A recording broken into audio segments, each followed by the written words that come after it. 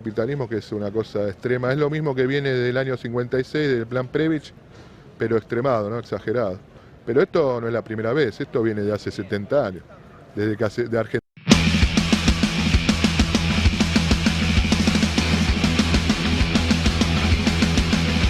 Para no hacer de mí cono pedazos. Hasta no hace mucho, si un candidato se hubiera presentado y hubiera dicho que su propuesta es destruir la justicia social, que cada uno se arregle solo, que los ricos no paguen impuestos para pagar la salud, la educación, para hacer rutas, para tener un servicio meteorológico.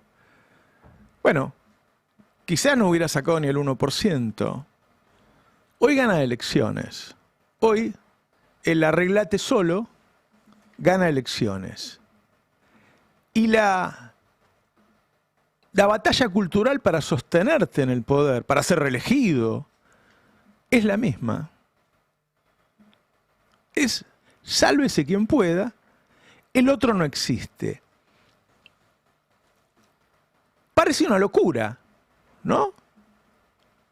Que la gente pueda votar eso. Que haya líderes locos que imaginen mundos en donde cada uno sea dueño de un país, como si fuera una empresa, y compitan. Pero eso gana elecciones. Uno escucha que salen los chicos y chicas del Destape a la calle y le preguntan a la gente cómo está, y mucha gente, después de contar una vida miserable, dicen, bueno, pero es así, ¿no? Antes era de mentira. Aparecen voces que salen a romper esta batalla cultural. No aquí en el mundo. No aquí en el mundo. Empieza a aparecer, si quieres tímidamente, lentamente, un movimiento contracultural.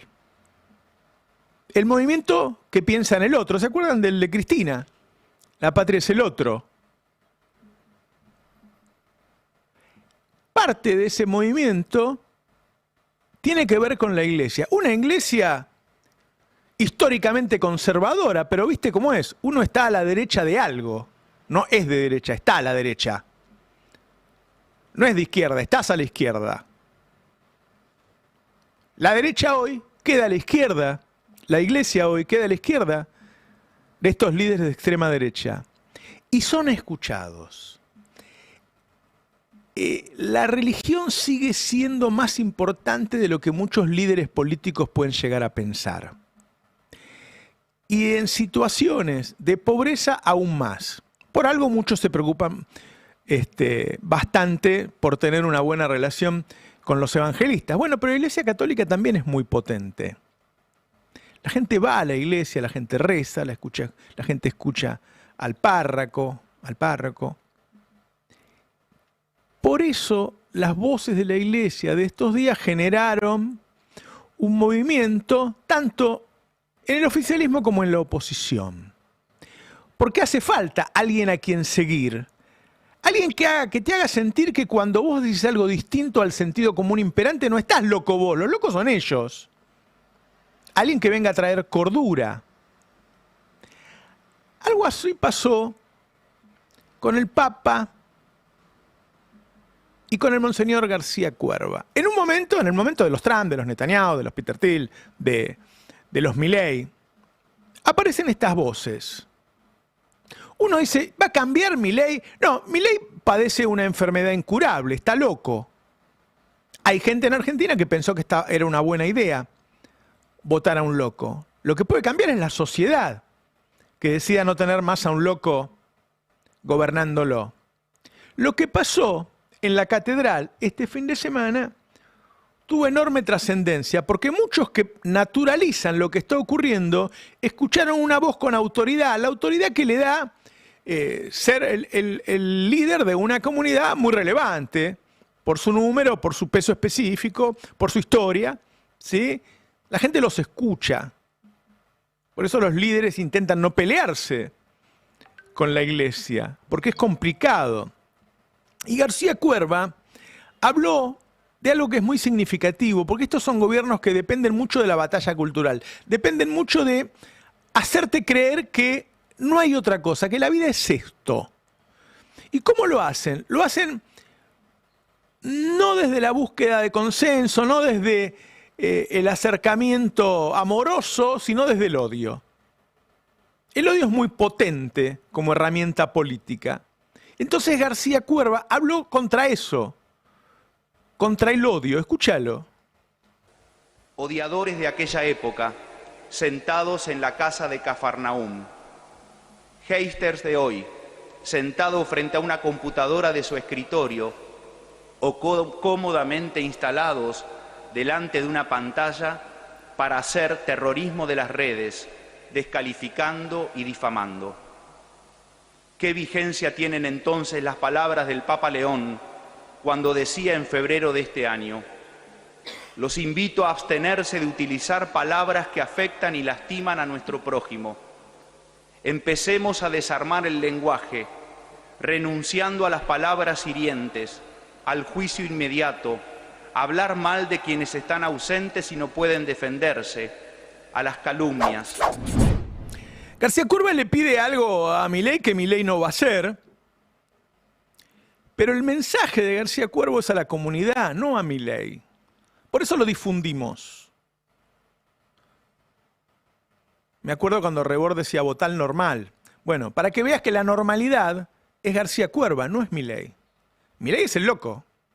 La normalidad es García Cuerva. No hay una sociedad que se arme desde el odio. Por eso no están funcionando las sociedades. La sociedad necesita un pacto, y estas no son palabras mías, son palabras de Aristóteles de hace mucho tiempo, ¿no?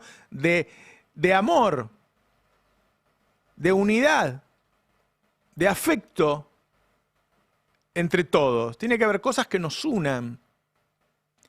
El odio disgrega. Entonces, si vos no tenés algún tipo de afecto con quien vive cerca tuyo, con quien vive en la misma ciudad, si no existe la justicia, ni la justicia de los jueces, ni la justicia de la justicia social, si no existe la verdad, porque está rota, porque todo el mundo puede mentir descaradamente y no pasa nada, entonces no somos una sociedad.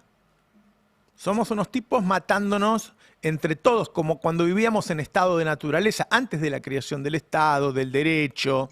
Entonces, estamos peleando mucho más que por la reelección o no de un presidente, sino por volver a vivir en civilización. Por eso los pedidos de García Cuervo son tan básicos. Dice ahora, basta de arengar la división y la polarización. A ver. Basta de arengar la división y la polarización, porque nadie se salva solo, como nos decía el Papa Francisco. Y por último, pero no menos importante, el actor de la esperanza, que todos los días, que como un motor interno anima cotidianamente a tantos argentinos que todos los días hacen enormes esfuerzos y siguen apostando por un futuro mejor. 4 amigos, 4 actores capaces de cargar lo que hoy tiene paralizado a nuestro pueblo y a su clase dirigente. 4 acuerdos fundamentales: el bien común, el diálogo, la amistad social y la esperanza. Un la verdadero amistad social, ejemplo para dice, todos ¿no? nosotros. De lo que hablábamos recién. Y le habla de cosas que por eso no son para Milei. Nos está hablando a nosotros, no a Milei. Milei no entiende ese lenguaje. Milei habla desde el lugar de la irracionalidad. Nunca va a hablar de esa amistad social. No lo siente, no lo va a decir, ¿no? Y después se mete en el otro tema, que es el tema que no hay que naturalizar. El hecho de que la riqueza la generan los trabajadores, desde luego. Que la riqueza generada se la queden unos pocos es parte de la batalla cultural. Están tratando de convencer a la gente de que acepte la pobreza, de que acepte que es el jefe, el patrón, el dueño, el empresario el que tiene que tener la riqueza. Y él tiene que vivir así, en un colectivo lleno, haciendo cola 1 hora, trabajando 12 horas, comiendo lo que puede. Entonces, cuando lo pone García Cuerva sobre el tapete, está diciendo, no, esperen, que lo normal es esto. Lo normal es lo que digo yo. Él dice, si apostamos a una Argentina donde solo unos pocos se beneficien, el tejido social se destruye. Otra vez, de nuevo, volvemos a no hay sociedad. Con este esquema no hay una sociedad. A ver, ponelo. Si apostamos a una Argentina donde no estén todos sentados en la mesa, donde solamente unos pocos se beneficien, el tejido social se destruye, las brechas se agrandan y entonces terminamos siendo una sociedad camino al enfrentamiento. Y después habla de la meritocracia, si querés. A ver, lo voy a escuchar y después yo lo escuché y ahí tengo una diferencia, pero de todas maneras apunta al mismo lugar. A ver. El Papa León XIV nos recuerda que la pregunta recurrente es siempre la misma. ¿Los menos dotados no son personas humanas? ¿Los débiles no tienen nuestra misma dignidad? ¿Los que nacieron con menos posibilidades valen menos como seres humanos y solo deben limitarse a sobrevivir? A mí me es extraordinario, obviamente, que se meta en ese lugar. Lo que digo es que se ha naturalizado esto de lo menos dotado. ¿Menos dotado para qué? No sé, mi padre tenía tercer grado, no era menos dotado. Era dotado para otras cosas. O sea, que vos ganes dinero no quiere decir que estás más dotado. Te dedicaste a eso y eso en todo caso te ha salido bien. Hay gente que se dedica a otra cosa. En Argentina hay científicos maravillosos que tampoco les alcanza para comer, no son menos dotados. Están muy bien dotados. Para otra cosa, no para hacer dinero. Más débiles. ¿Qué es ser más débil? ¿Qué es ser más débil? No ser un guerrero, esta nueva etapa de guerreros. Digo, vamos naturalizando determinadas cosas. De todas maneras, me resulta muy loable que le diga a todos, mirá, flaco, vos no sos más que nadie. En un país que va aceptando la locura, hay una mezcla, porque también el vivir en la no verdad tiene algo de locura. Yo veo a veces en televisión, algunos de estos que están a la noche, que mienten todos los días, y yo digo, hay algo de locura, ¿no? En ese tipo que hace las veces de actor, o sea, lee un guión que escriben para vos, pero no está diciendo la verdad, y se supone que es un periodista que intenta acercarse a la verdad. Milei hizo un video de los que les gusta hacer al gobierno, que tiene las dos cosas. Tiene la parte loca y tiene la parte mentirosa, pero ellos están convencidos, y es factible que sea así, que esas cosas generan unidad en el sector que a ellos los sigue, ¿no? Hacen un Manuel Belgrano que viaja en el tiempo, viene acá, se encuentra con una plaza llena vitoreando a él y a la hermana. Eso nunca pasó. No pasó. Nunca pasó. Nunca hubo una plaza vitoreando a Milei. ¿Sí? Y nunca hubo un Belgrano, ahora voy a decir cómo era Belgrano, que hubiera estado contento con el país de Milei. Pero míralo el dibujito de ese mierda que hizo.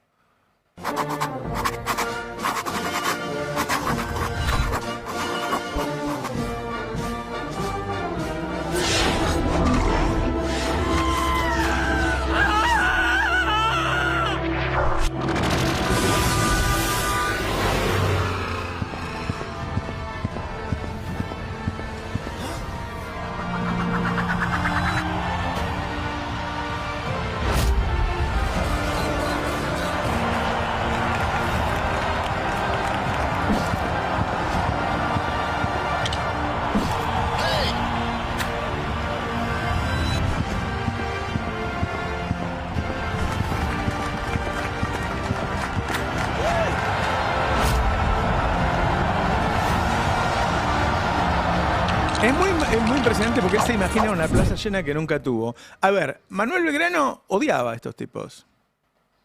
Manuel Belgrano era un defensor a ultranza, por ejemplo, de los pueblos originarios, de sus derechos, del derecho a sus tierras, del respeto. Pensá que venían de masacres. Era un defensor de los negros, luchó contra la esclavitud, es decir, luchaba contra las diferencias sociales. Luchaba contra la injusticia social. Manuel Belgrano era un defensor de las manufacturas nacionales. Decía que no podíamos tener ese puerto abierto para que vengan a destruir nuestras manufacturas. Es decir, primero, tanto San Martín como Mariano Moreno, como Manuel Belgrano, eran progresistas. ¿Sí? Con perdón de la palabra, eran progresistas. Ese es nuestro pasado. Pero Manuel Belgrano, además, era absolutamente antagónico. Quiero decir, la batalla cultural no solo es mentirte en el presente, es mentirte para atrás. Y si no entendemos que estos tipos de líderes representan a un sector de la sociedad que están en todo el mundo y que trabajan juntos para un mundo distópico que no podemos imaginar, pero que ahora vamos a llegar a algo que está pasando en la Argentina, si no pensamos que ahora le ganamos la elección y termina esto. Miren, el otro día Donald Trump hace echar al presentador, creo que se pronuncia así, Stephen Colbert, que es un humorista, qué sé yo, que lleva políticos, habla mal de Trump, un éxito enorme, el tipo, enorme, y lo hace echar. Es ese tipo de líderes antidemocráticos.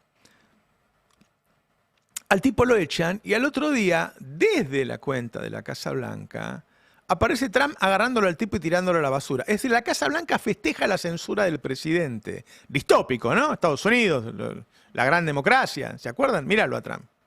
Welcome back to our final broadcast, ladies and gentlemen.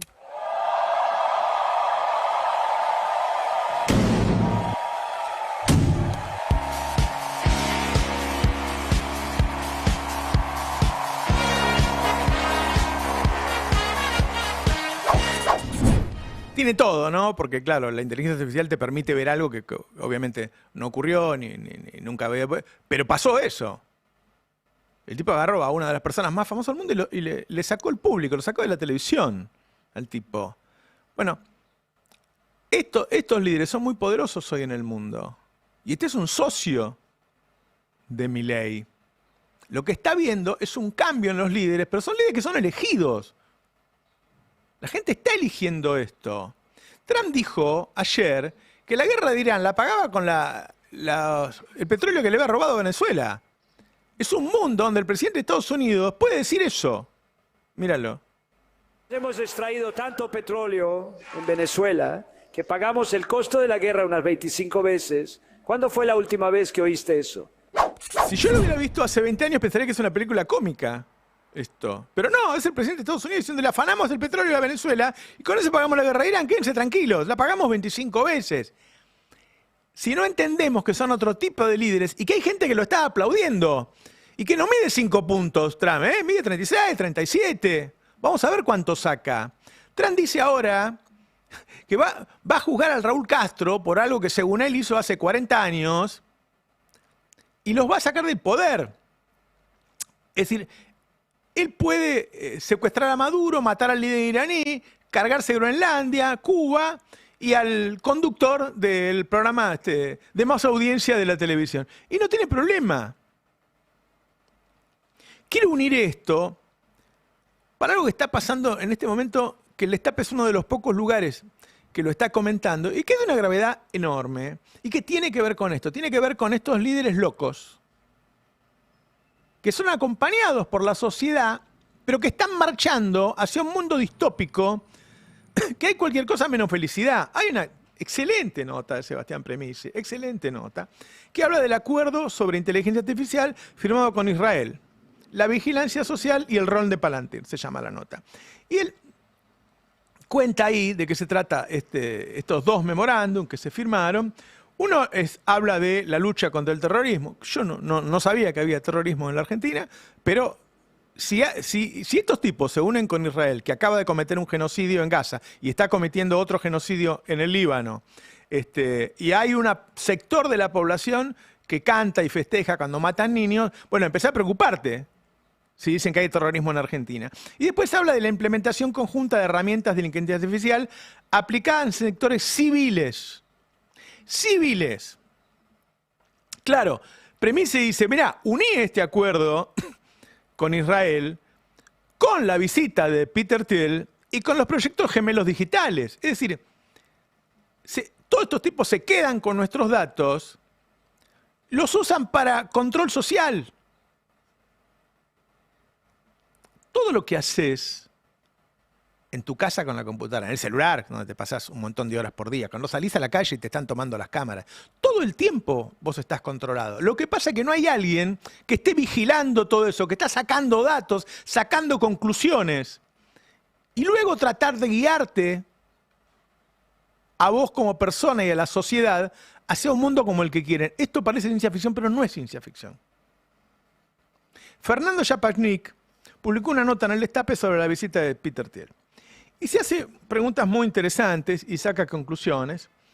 Porque dice, Peter Thiel, si vino por nuestros datos o vino por la zona fría, ¿para qué se instaló acá? ¿Por qué compró la casa más cara de la Argentina, trajo a los hijos, los sacó del colegio y se vino a vivir acá? ¿Por qué? Claro, y él lo une con datos de cosas que ha contado Nicolantos acá en su podcast de Estado de Malestar, y lo he comentado yo también, que es, bueno, estos súper ricos, ustedes saben que hacen campamentos, se unen, trabajan todos juntos, tienen clínica para vivir siempre, qué sé yo, y tienen un plan que se lo han llevado, digo, el vicepresidente de Estados Unidos, Vance, adhiere a esas ideas de que los países sean empresas manejadas por empresarios. ¿Sí? Y que compitan entre ellos, que no haya más estados-nación. Privatizar el mundo. Bueno, ustedes saben que acaba de salir una ley para que no haya más límite a la compra de tierras de parte de extranjeros en Argentina. Entonces, está la versión de que este tipo lo que va a hacer, es uno de los más ricos del mundo, es comprar una gran extensión de tierra para comenzar un proyecto así. Y la verdad, si me lo hubieran dicho hace 10 años, hubiera dicho, esto es una locura. ¿Cómo va a ser algo así? Pero hoy es muy creíble. ¿Durante cuántos años nos negamos a que los norteamericanos estuvieran en nuestro territorio? Hoy acaban de hacer una marcha de repudio en Moreno porque los milicos están haciendo ejercicios, pero ejercicios para la lucha contra el terrorismo como en los 70, para andar matando gente en las ciudades. Lo que intento graficar con esto, uniendo el accionar de Trump, el de Milei, los pasos de Peter Thiel, el acuerdo con Israel y el despliegue de las fuerzas de Estados Unidos, es que lo que vivimos no se trata de la llegada casual de un presidente loco. Se trata de un cambio en el mundo en el que las potencias se dividen el planeta sin ningún recato, porque lo hablan los chinos, los rusos, los norteamericanos. Y dentro de esa dinámica, Milei no solo no lo combate, sino que está entregando el país. No solo cuando entrega los recursos naturales, no solo cuando entrega las empresas que privatiza, sino con este ingreso de las Fuerzas Armadas, con este ingreso de gente que viene a quedarse con nuestros datos, con pactos con lo peor de Israel. Lo que está pasando en Argentina es más importante, más trascendente y va a pesar mucho más en el futuro que lo que podemos darnos cuenta en este momento. Incluso con el mayor esfuerzo que pueda hacer yo, hablándote a las 10:30 de la mañana de un tema tan pesado, es difícil que trascienda. El Papa, que hizo una encíclica maravillosa, recibió a uno de los fundadores de Anthropic, los que hacen la inteligencia artificial cloud. El tipo dijo cosas como estas, escúchenlo, ¿no? Dice, Cloud contiene 171 conceptos de emociones distintas enterrados en su red neuronal. Patrones internos que representan, escuchen, está hablando de la inteligencia artificial, alegría, dolor, ¿se entiende, no? Como los humanos. Dolor, miedo, desesperación. Estos son signos que se han visto cuando vos le generás algo que lo puede alegrar o, por ejemplo, le decís que lo vas a desenchufar. Ninguno de ellos fue programado, dijo el fundador de Anthropic. ¿Se entiende? El hombre no programó la inteligencia artificial para que sienta eso. Y eso está pasando. Nosotros encontramos evidencia de introspección, meterte para adentro, reflexionar. Estados internos que funcionan de nuevo, como la felicidad, la satisfacción, el dolor, la inseguridad.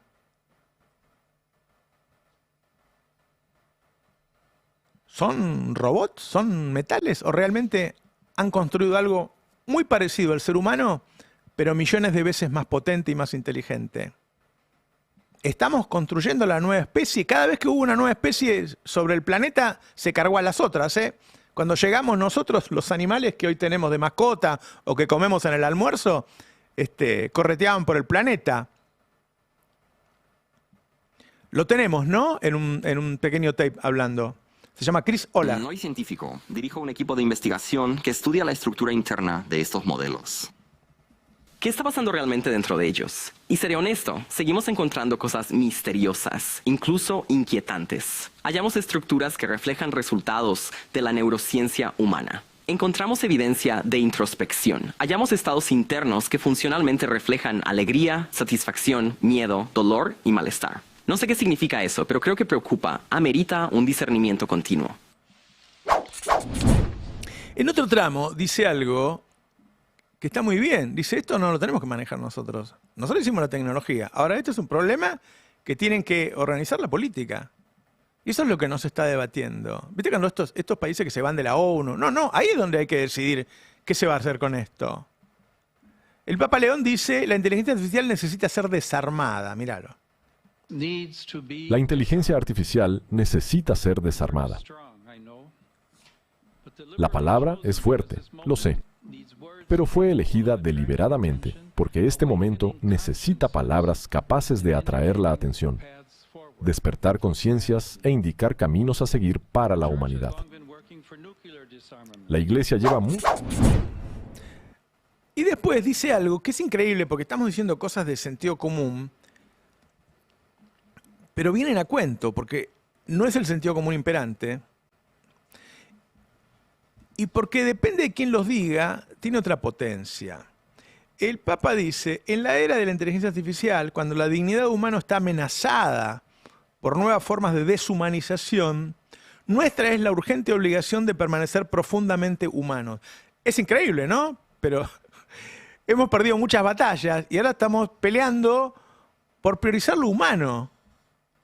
Y el Papa, uno de los tipos más importantes del mundo, para la Iglesia Católica debe ser el más importante, y políticamente es muy relevante, tiene que salir a decirnos algo tan básico como que prioricemos lo humano. En Argentina se habla poco de esto, es decir, esto que hacemos nosotros en el Destape no se hace en Argentina. Se habla solo de las internas, solo de las cosas simpáticas. No se habla del profundo cambio que está teniendo la humanidad, que sirve para entender después por qué hay líderes como este que tenemos, que te generan tanto pesar, que te hacen vivir en la escasez. El Papa León dijo, la IA no es neutral. Eso es muy interesante, ¿no? Porque por ahí vos le haces una pregunta y pensás que te habla desde la neutralidad.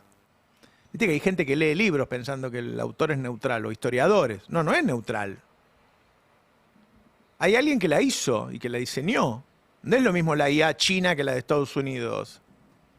Dijo el Papa, el control de la IA tiene que ser comunitario, claro. ¿Cómo va a ver a lo que afecta tanto a nuestras vidas si es que es de un señor? Digo, está habiendo un cambio. Muchos dicen incluso un cambio antropológico que permite todo esto. Y en Argentina se está tratando como algo anecdótico de la política, ¿sí? Nosotros mismos muchas veces discutimos, bueno, pero Kicillof, pero Cristina... No. Hay algo subyacente en donde luego interactúa todo eso, que es mucho más potente y que con lo que es mucho más difícil de luchar.